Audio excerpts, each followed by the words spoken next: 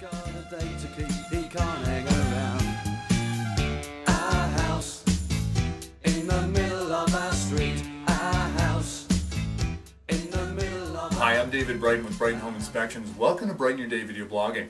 Today we're going to continue on with the internal aspect of the inspection. Last week we talked about the electrical panel. This week we're going to talk about the hot water tank.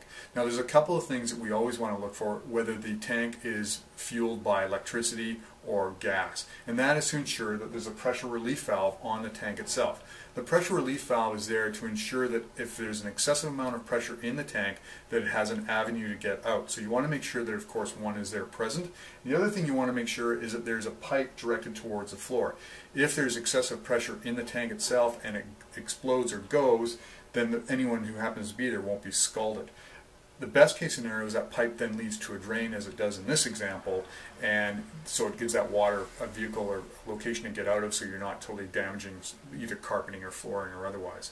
The other thing in this example, we're talking about a gas-powered or gas-fueled hot water tank. You want to make sure that the vent is going, or the exhaust is going into the larger exhaust for the building. So the smaller is going into the larger, and the larger, of course, is the furnace itself.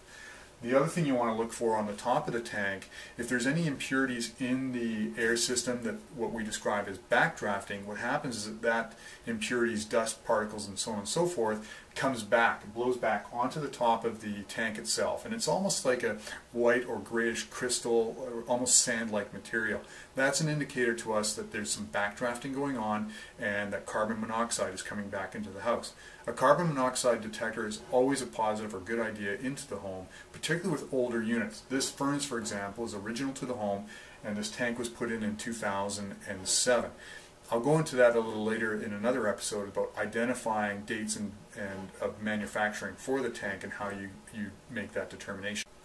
If you have any questions about this topic or any other, you can always reach me at brightonhi.com, LinkedIn, Facebook, or Twitter, or of course directly at 604-290-5557.